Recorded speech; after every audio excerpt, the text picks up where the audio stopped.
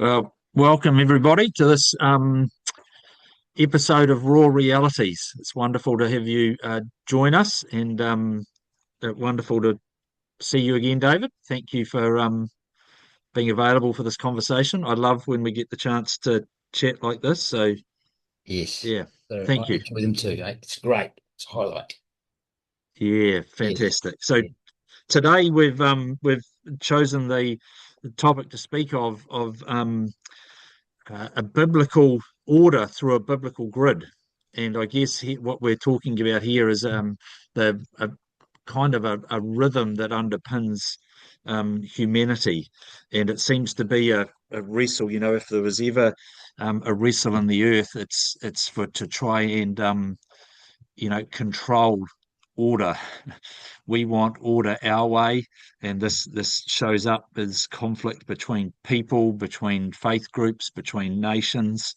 Um, Underpinning a lot of that tension is the battle for whose order is going to win, if you like. Whose order are we going to bow to?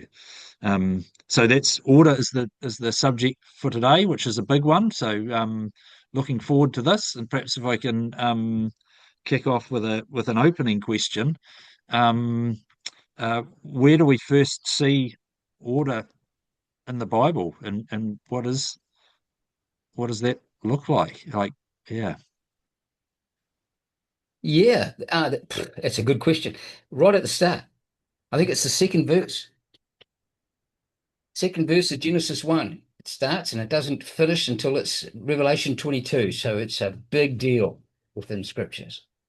So I've just got to find it because so you're saying, David, really what you're saying is that order is really a foundational theme of the whole Bible. absolutely it is. Yes. It's an odd one that we never talk about it. I think most Christians and most people do not connect order with Christian faith, with a biblical Christianity, but it's a major thing all the way through the Bible. So the first one, it begins Genesis 1, right? In the beginning, this is verse 1, in the beginning, when God created the earth, the heavens and the earth, the verse 2, his order. The earth was a formless void, and darkness covered the face of the deep, while a wind of God swept over the face of the waters. And then he goes into 6 days, 7 days, but he's bringing order to the world. And that formless and void is about order. It is saying essentially what we can say is God had put, I'm jumping forward a little bit, but God's going so far in the ordering process. So he brings day and night and rah, rah, rah, all of that kind of stuff.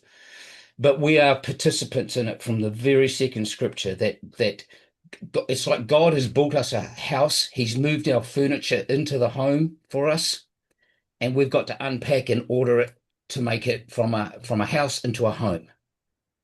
Yeah, right. That's it. That's in Yeah. that word, formless and void. It's this wonderful expression that I can probably going to pronounce wrong and certainly can't spell.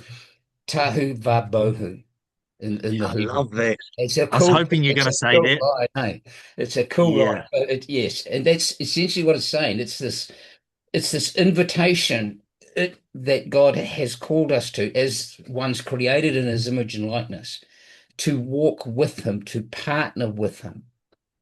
So if you think of yeah, it from that image thing, that's not just an identity about the beauty and the wonder that is in the human person, the mystery that's there to be untapped, the possibility and potential, but it's also the job that we have. We have yeah, purpose, and that is in whatever sphere and role that we're in, we image him, and therefore it's not chaotic, it's not selfish, it's an order of love and, yeah, and life. yeah. The Gee, good, I the really, nature, the beautiful. wow. We could just camp there. I really like what you've said there, linking the call, if you like, or this discovery, because it says, he says, when he creates us, that he puts his breath in us, or his spirit is within us, which is sets us apart from other created things and animals, because humanity is the only one that captures his breath, isn't it? So there's that breath, or that spirit is another way of looking at his breath, the wind that it speaks about there. He places that inside us. And what you're saying is that our that the discovery of that is not only the finding of our identity, it's there's actually a job in that for us. It's a job description. Yes. Yeah. Yeah, yeah. Yeah. Right from So the our beginning. Unless of course God is a disordered make it up as you go along. Now, if he hasn't got a plan, if he's purposeless and just roaming around making stuff up as he randomly feels like doing, you know, yeah, then we image that. But that's not who God is. yeah. Yeah. And we see that from what you're saying is we see that from the very We beginning. see that right in the second straight away, but essentially straight away. Yeah. Yeah, yeah, and it's always amazed me about that, because it when you talk about that he builds a house and invites us to make it a home, I think that's a really helpful analogy that about that partnership. But he doesn't. It's not like he turns up with stuff like in the tohu vapohu is everything's present. So he doesn't bring anything new into the position. He just orders what's already there into beauty. Is that a fair statement? Well, I think so. Yeah, I do. I do think so. I mean, he's continually, one of the other things that we've sort of got caught up with is that we think that when he created on the seventh day and he rested, that's it. But that's not the nature of creation does continue to unfold galaxies, stars, the universe is expanding, that kind of thing. And that's a theologically thing too, biblical thing too, that creation he does continue because that's what love needs to express itself in creation, right? Kind Yeah, of thinking, something like that. So there is potential that the world is that well, we know he's involved, but he and his creative act continues in terms of the order, but it's our invitation to participate in that. So if we don't yeah, get stuff done, stuff doesn't get done. Sort of yeah, thing. There's mystery in all of these Ye- things, but we are yes. called to image God in the world, and where we do not go and where we refuse to image him, where we don't see it as our responsibility, we're not what He we isn't there. Order isn't established. order isn't His order isn't. established. Yeah, yeah, Yeah, yeah, yeah. yeah. So God so reserves the and right to act as and when he chooses, of course. But like he does act in a way that sort of interferes with our agenda sometimes, which we often are very thankful for. You know, yes, but, yes, yes, yeah, yes, yes. So this concept of order, like you said, we don't talk about a lot in the in Christianity, yet that is the real that. So I was opening just looking at some of what's going on in our world today in terms of order, the conflict in the Middle East, the conflict between Ukraine and Russia, the conflict in in China and Taiwan, the conflict in our own nation, really, even between Maori and Pakeha. and the there's left and the all right. these Uh, battles yeah, um, for order. And what you're saying is actually this God's story is one of bringing order and inviting humanity into that order. to participate in the construction of that order and be recipients of it, both. Yeah, right. Yeah, Yeah, thank you. yeah, Yes, yes, yes. So we're beneficiaries of and participants in yes, God's order. yes. Yeah. Here we've got this. I'm going to say it because I love saying it. Tohu vabohu. We've Yeah. got this chaos. Here's God bringing an order to it, so that bringing a structure to it that makes it I guess, that takes it from inhabitable to habitable. And then I love what John Walton says about that rest, he says rest doesn't mean he sit down and did nothing. He describes that rest as to take up a position, as in when the President of the United States takes up his rest in the Office. White House, here in Yeah, the office. yeah, And yeah. so God takes up his rest and invites humanity to participate in the establishment of that order. How did we do? How did humanity go at continuing that order? Well, it depends what you like, really. If you like chaos, we did brilliantly. In fact, we made things worse. We didn't just we didn't just maintain the disorder, the chaos. We actually enabled disorder. So if you think of it again, John Walton frames it, I think, pretty well. He doesn't use the word chaos, does he? He uses unordered, ordered, disordered, Yes, right? So yes, so we enabled the introduction of disorder. So we were there was unordered waiting for us to participate in the order and yeah, constructing the order. So that's the ordered. But then in the yes, Garden of Eden, we allowed Lucifer to get involved in this thing, this project that we were, yes, we call that the fall. So now there's a degree of disorder that is yes, adds to the mystery and it introduced frustration. So why we try to bring order, it's, it, we are frustrated by all kinds of things that disrupt or destroy that order. y- And I think a yes, classic example could be in I don't want to get away from the physical because that's generally where we the sort of hole we fall into. My example is out of the physical though, in a sense, because what I'm getting at is there's the difference between peacemaking and peacekeeping. We're not called to be yes, peacekeepers because there yeah, isn't peace. The moment we take our foot off the pedal, I think that's the saying, we decline. Things go yeah, backwards. There's a downward spiral and everything. yeah, That's peace. So peacemaking is the continual process. So now that what we can do, we can establish family structures and government structures and business structures and systems and all of these things that are perfect in that thing. But if we lose attention, we drop the ball, disorder it will frustrate that and it will spiral. yeah, Like even cars, right? They don't get better with age. Nothing. Yeah. yes, It's just down yes, spiral everywhere. yes. Yeah. Yeah. Yeah, so that is the work of what you're saying. That is the work of disorder. Yes. This deterioration that's not the establishment of God's order. That's a result of this fall, this fracturing. We introduced it, and now there's this tension within us that's at war. So with this disorder, I guess. It's an added complication that is really consuming, and it's a Romans 8 verse calls it three times. Three times we are groaning. There's a Yeah, groaning in our experience because we're carrying a weight we weren't designed to carry. yeah, We were y- put into a world that it wasn't disordered, it just wasn't ordered properly, but the parts were there.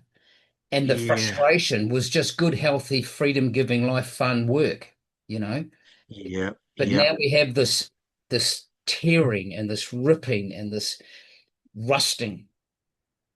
yeah, We yes, lose our way, we lose our focus, we get too overwhelmed with the complexity, and all of these things are the result of us saying, which is this is what Adam and Eve said, essentially. They said, basically, they said to God, "Yeah, we're going to do this our way. You've given us yeah, free will. We choose freely against you. We're going to do it yeah, my way, yeah, you know?" And then yeah, just to drop the story a bit further, you jump forward a few thousand years to when Jesus puts on his nose and his kneecaps and walks around yeah, amongst us.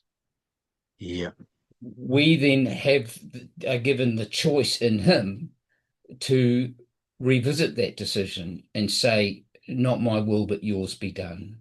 which is the commitment of a Christian, right? Yeah. I'm in the waters of baptism. I'm burying my old selfish man or Yeah. woman, whatever mankind. We don't have good words for this, humanity maybe. And then we're Yeah. rising up and we're coming up as people who say, it's not my will. I am not saying to you anymore, God, go away. I'm going to do it my way. We are saying, no, my way didn't work out very, very well. I'm going to do it your way. Yeah. So we cry with Paul, right? It's no longer I who live, Yeah. Christ who lives in me. He's the source. He's the center. He's in my heart, making life a hell of a lot better than it was beforehand. Yeah. So that's really good. I think you've framed up the this human tension of order really well. And if I can, maybe this is slightly controversial, but I would say that in the church today, and maybe even in the Christian faith, we haven't talked about order, and in fact we've reduced probably the faith to salvation, and we've said that that the whole purpose is to be saved or unsaved, and we've made a division that says that I think a lot of people today would say, well, to believe in Jesus is just to be saved, and then we'd go, well, saved from what, and who needs saving, and What? For what? Yeah. for what? Yeah. Yeah, and but really, what you're saying is that it's this this is a surrender, if you like, to be a Christian is to surrender to a different order, to a kingdom order. Yes. It's an acknowledgement of, well, this yearning in me that I can't seem to satisfy, um, that is, I created or certainly given life by disorder. Um, that baptism or that acknowledgement of following a different order, that takes it from just being saved to kind of what you would, I think what you described as participating with God and making this thing a home in the, if you like, in the healing of creation. You nailed it. That's a good way to view eternity. Yeah. What the game is not that we go to heaven when we die. That's a Greek idea that the New Testament is arguing against, but we just keeps coming back at us, right?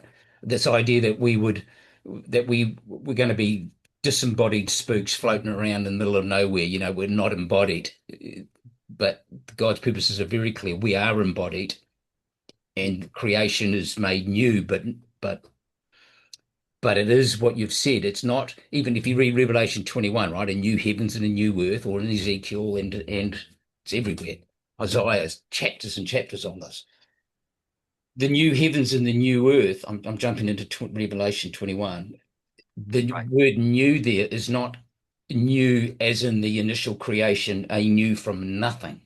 There was nothing, and then God spoke a word and something came into being. This is different in Revelation 21. It's new as in renovated. Yeah. So like our neighbors did their kitchen a few months ago. That's what the new is. They renovated their kitchen. They Yeah. you know, and that's what the future is. God has not abandoned his purpose, including Yeah. us. He's faithful to everything that he put in place and everything he did, but he's changed the game plan in order to achieve the outcome because we introduced obstacles Yeah.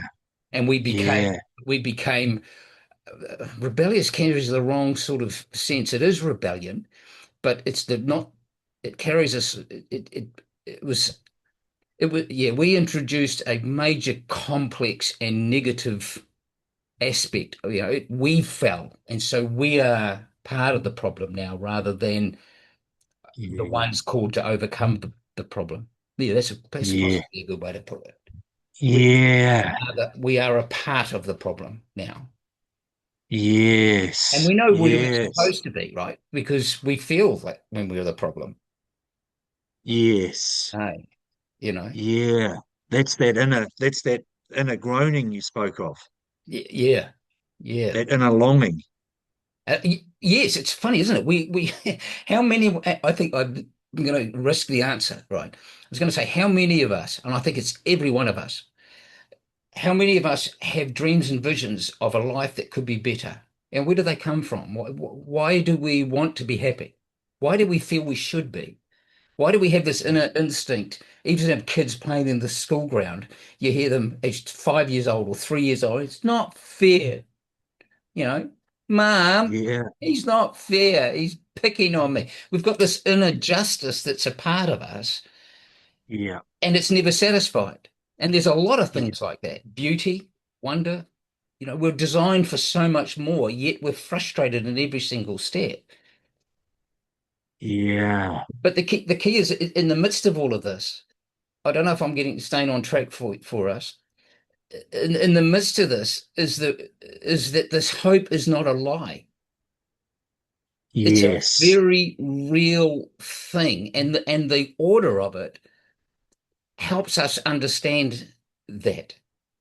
yeah, So if you look at the word sin, there's a bunch of meanings, words used in the Bible for that word, but one of them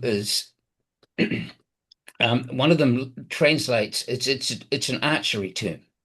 So it means you're firing, but you're missing. So yeah, you're aiming the art you're supposed to be aiming at there's the bullseye, but you're aiming over here, yeah, right? And that's what we always do. We keep aiming over there. We keep missing the target. If we're not embedded in the scripture and we're not embedded in what we're called to do, I yeah. don't care about your feelings about how you feel about being called. That's not what we're talking about. We're No. talking about what the scriptures teach us about what we're called to do. If we're not, then we can, if we don't do that, then we can't repent, which is simply not saying, I'm sorry, God. It's simply redirecting. Oops, I've gone off track. Oops, you know, Yeah, getting there. And that yeah, we're jumping all around, but part of the real pillars of Western civilization has been the pursuit of truth, yeah, you know, absolutely. and I'm distinguishing between I know the truth and the pursuing of truth. Right. Yeah, So there's a humility that's got to be involved in this all the way through. But when we pursue the truth, if we are truly pursuing the bullseye, then whoever comes to us and tell us you've been a bit of a dropkick or you've made a boo-boo or whatever like that, we can be very grateful for that rather than offended by it. yes.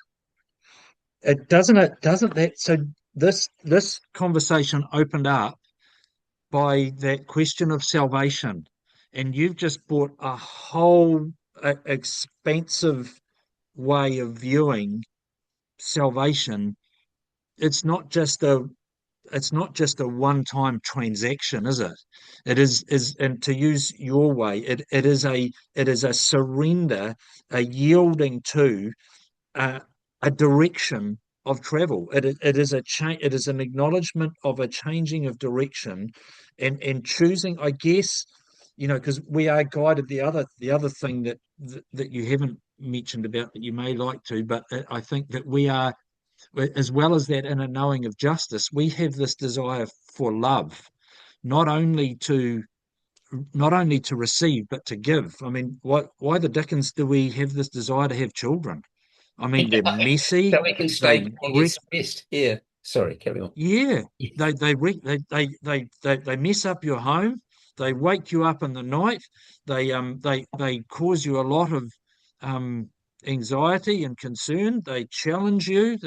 And so that it's not having children, I guess, is a living example of that desire to give love, isn't it? And so really you're opening salvation up instead of seeing it as a transactional um, moment.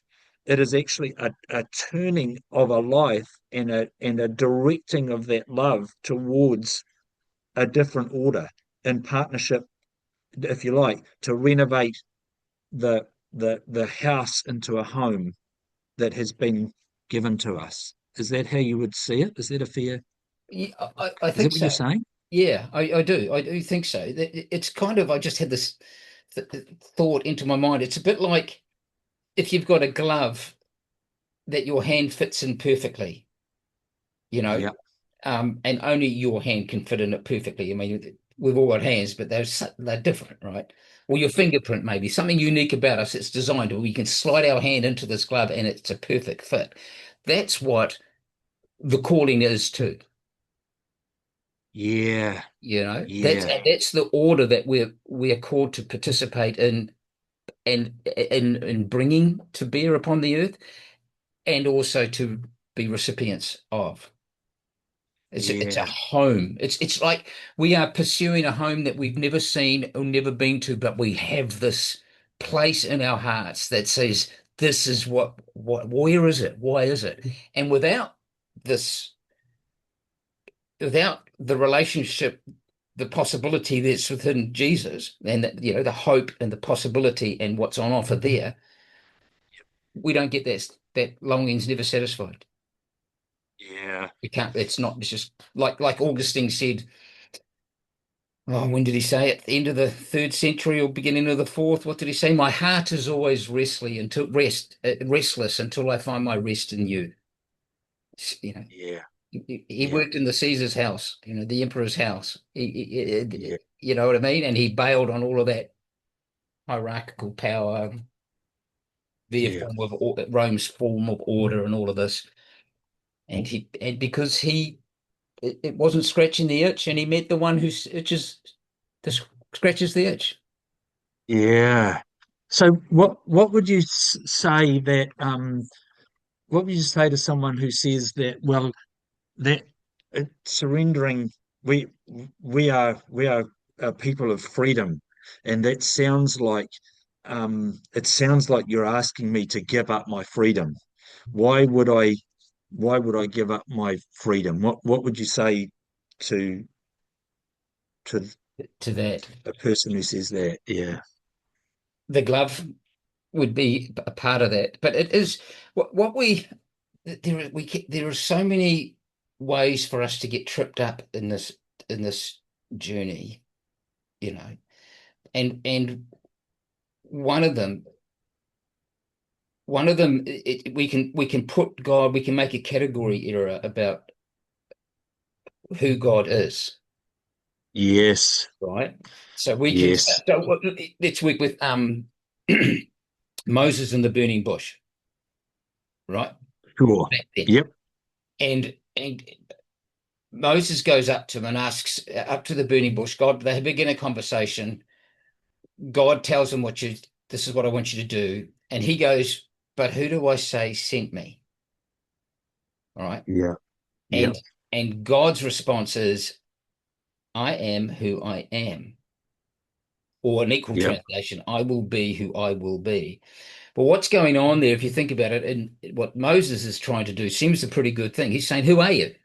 Which God are you? Are you the God of the river? You think of the seven plagues, is it 10 plagues in Egypt? They're all addressing gods. They're all defeating the gods of the place. Right? That's what that's about. yes, It's God saying, no, yes, gods are not real. They're not real. yes, Yeah. yep, And so what yep, he's saying is, he's saying to you, you got all these categories and all these types of things that you have, and I don't fit them. I don't fit into this category business. I am yes, who I am. yes, So what this gets to, you jump forward again into Acts, and you get um, Paul writing, was saying in Greece, I can't never pronounce this word, in the Areopagus, is that something like that? yeah, yeah, yeah. I know. Yep, Yeah, he I know says what you mean. we live and move and have our being in God. Yeah, In him, this is the scripture. In him we live and move and have our being. So my point is, when we've got God in a category like he's a river or another, you know, we can name him in something that we put him in this box. Then we're yeah, two beings side by side, and we yeah, reduce God to being the biggest being around, and we're a smaller being, and therefore it becomes competitive, yeah, right?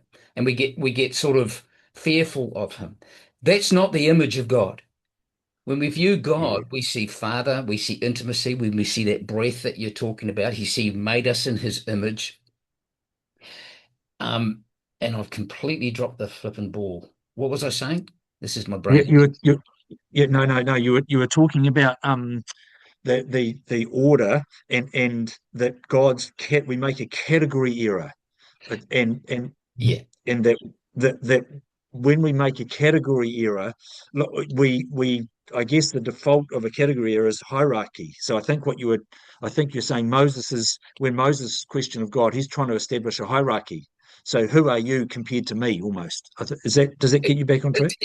Yes, yeah, well, I think so. We'll see where we go. We'll, we'll try because yes, but it introduces we view him as one being amongst other beings. Is the Yeah, problem. We don't realize we do this. You've got to sort of reflect and think about this. But that's what we do. And then when we do that, we get a competitiveness about us because we think, well, the more of me there is, or the more of God there is, the less of me. yeah, Right? It's like that game of musical chairs you used to play as a kid. So they turn the music on. There's one less chairs than kids. They all run around in circles. Stop the music, yeah, and one kid misses out yeah, because there's not enough cheers. We kind of have that view instinctively yeah, of who yeah, God is, but that's not who he is. The old yeah, Back in the day, I mean, I'm going back to I think this is like 150 years after Jesus' death and resurrection. The guy Irenaeus said, and this is the theology of the day and where we need to get back to, I think, is the glory of God is a human being fully alive. yeah, God is life, God is love, God is existence, God is being itself. He's not a being amongst other beings. He's not the tough guy yeah, in town. He is yeah, being itself, so that in him we live and move and have our being. That opens up a whole different relationship with the nature of everything. yeah. Yeah. Yes, and that really, like you say, if that's, I think when we're talking about giving up our freedom, where you're dead right. I wouldn't have seen that. That you are saying that if we get our understanding of God right, then there can be no loss of freedom when we surrender to His order No. because it's expensive. It's not like the musical chairs that there's not going to be enough. There are more chairs than we would ever could possibly sit on in our lifetime. Exactly. Exactly. Yeah, Yeah. it's It's yeah. Okay, like so looking at the look, that's stars at night, hey, it just explodes your brain. It just goes, I can't count all of them. It's just so big. And you think, well, yeah, he's there, he made all of this. yeah, I love the stars. I love looking at the stars and what that does yes, for a little old me on this little old planet that's just one little dot. But then yes, not here by random bangs of chemicals that have no reason for coming into existence anyway. No yes, explanation for yes, existence. Whereas in the yeah, being perspective, you can actually say, well, we can say it for lots of reasons, but it gives me greater meaning to the line, God is the reason why there is something and not nothing, because yes, he is yes, being itself. yeah, yeah, yeah. Yeah. Yes. Wow. So that's really good. I'm conscious of our time here. I'm going to I've got one more um area that I want to the quest you on, but I just want to summarize where we're at. So we've covered the fact that we're looking at this order, and what you've said is kind of order is the underpinning of the whole Bible, of the story of humanity. From Genesis 1 to Revelation, you're saying that this is about it starts with an ordering and it finishes with an ordering. And and in between is this there's this the human story of unorder, order, and disorder. I think that's a really helpful framework to remember those three things, even as we, spend our daily life. Is this ordered? Is this unordered? Or is this disordered? Yeah. And Well, that yeah. Yeah. that grid is really useful. And I think what you're saying is that we are called, the biblical story is one of invitation to work with God in the establishment of his order. And because of what humanity has brought to that order, they've brought the disorder, there's a healing function, and that's where we um that call that we have, which is also our job description, is is one of healing of creation, and this home that he's given us, with the end of the story being a renewed creation. That is this story. It's one of partnership in ordering for renewal, which I think is beautiful. It totally changes the way we would look at salvation. It changes the way we look at order. It should mean that order really is what we're talking about a whole lot more, not just about saved or not. Beyond Like the order table is, now. Yeah. yeah, that's and so that then I guess that leads me to, okay, we're we're a business owner, we're an employee, we're a carpenter, we're a truck driver. What what then?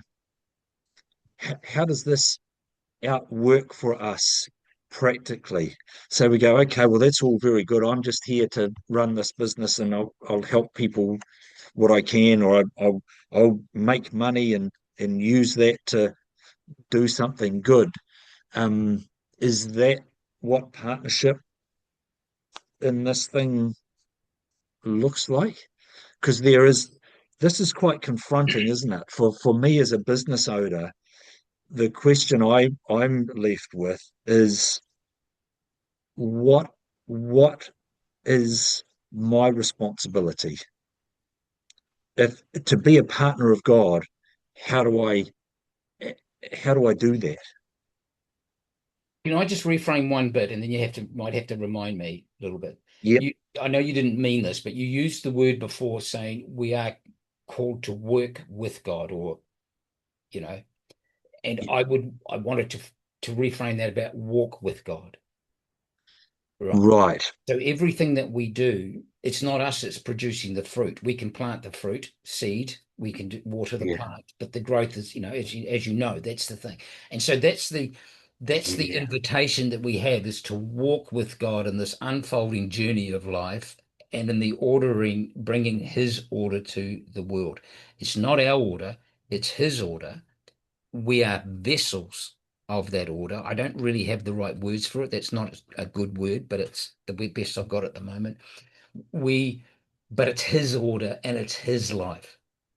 So the it's an incredible invitation yeah, to be a part of that.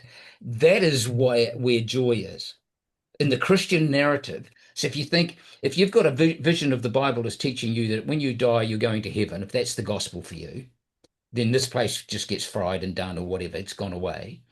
You miss all of this.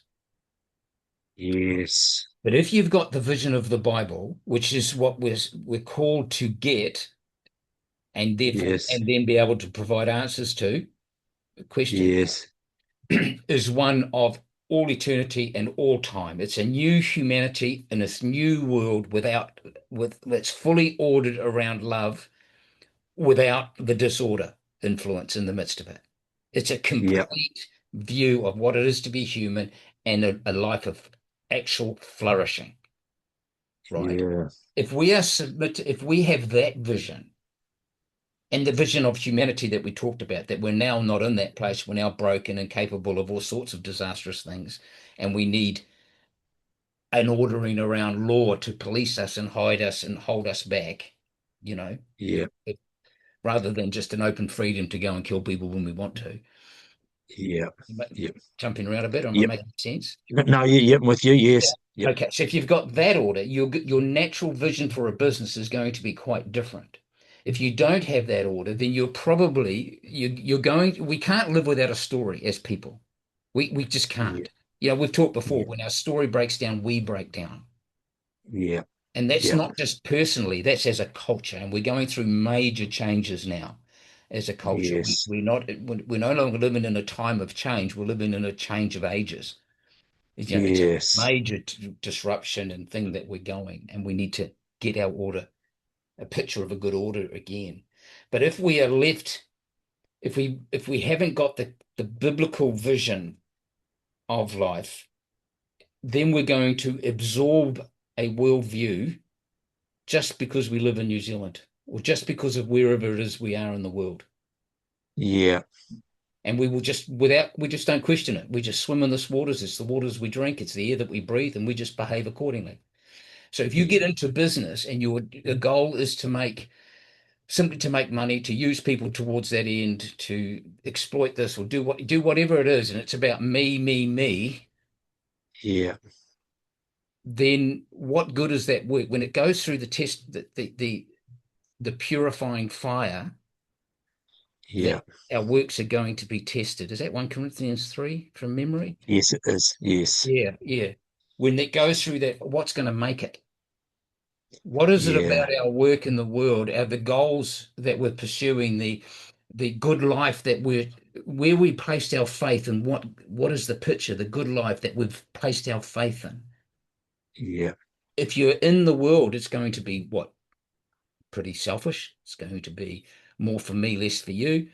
I don't care so much about you. Whatever the culture is that you're in Yeah. has answers to the same questions, but they're very Yeah. different answers, Yes. you know, Yes. because because but the thing I think is helpful to remember is that, well, even the research on money, we've got a whole society that's addicted to the pursuit of money.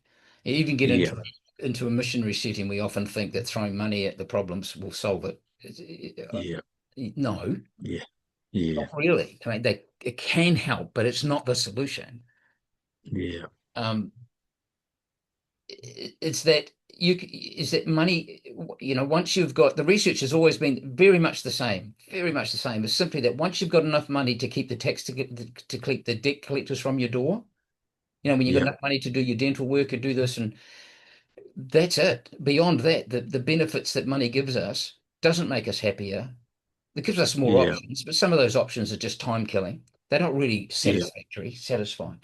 The rich Yeah. joy that we're told, the abundant life that Jesus holds out to us, Yeah. is living true to that vision we talked about earlier, which means we make decisions that looks to the world like they're really dumb, Yeah. even stupid. Why would you choose that?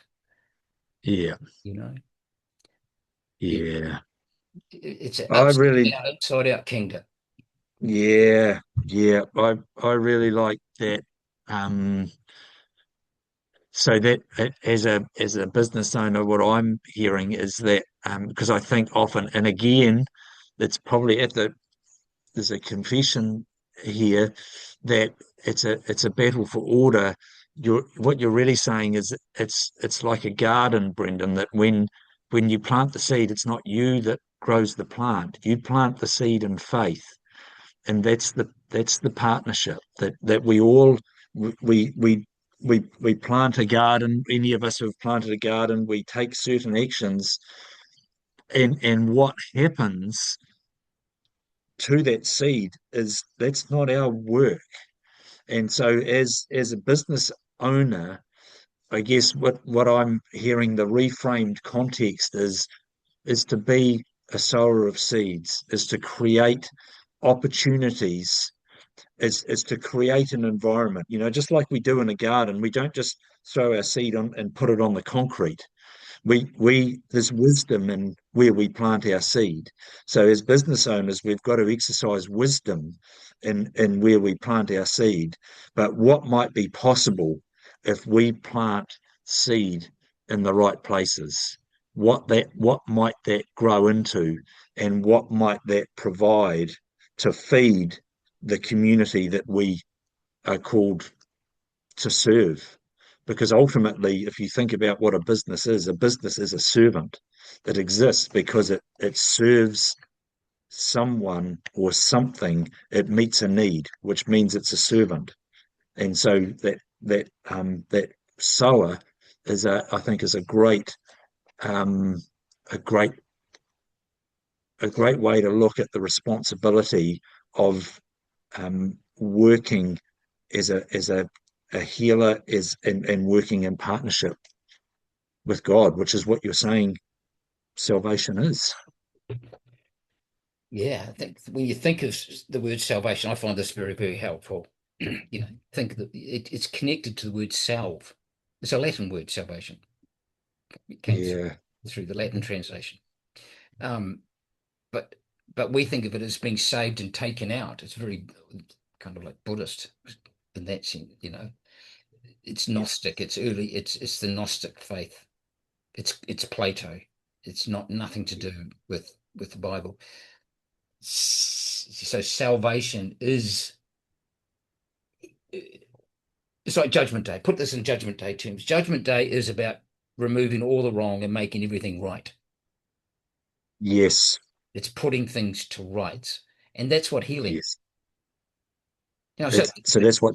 that's what healing is. Yeah. So Yeah, theologians used to be called, and I'd love to see this happen again. The purpose for doing theology first was you're ordering your mind. yeah, That's the point of theology. It's not to get certificates, doctorate, and teach people a whole bunch of useless knowledge. It's got a yeah, purpose of healing the mind, putting disorder and chaos into an ordered line so I can look at the world and I can make wise decision, wisdom. I'm looking at the patterns at work in the world and I can respond to those patterns, those rhythms in a way that yeah, doesn't destroy me and mine, but actually helps us navigate them wisely. yes, Totally different yes, approach. Totally different yes, approach to today. yes, And doctors, yeah, pastors used to be soul doctors, doctors of the soul, healing, yeah, yeah, very connected to Jesus, the healer, yeah, yes, the teacher. yeah, yeah. Look, I think that's really lifted the lid on this, on certainly helped my understanding of order, and just how important that is to God, that He interrupted the tohu vabohu to bring order. That didn't have to happen, but He did that for our benefit, and that we are in this battle. We're fallen creatures. We're in this battle for the establishment of order. That when we see God as this expansive God, but we're reminded of by looking at the stars at night, that there can be no loss of freedom when we choose to participate with that, and that even that's quite a fun adventure to think that, because it lifts the responsibility of us, doesn't it? I guess that's what disorder does. It disorder can mean, like it did to Adam and Eve, well, I want to be in control, or even I need to be in control.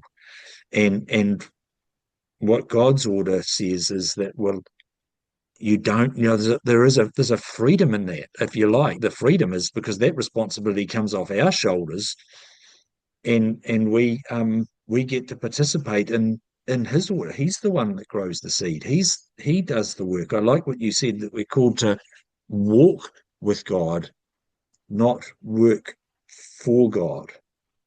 And that is a very helpful context of our role in participating in this order, which is salvation, or to bring healing to his creation.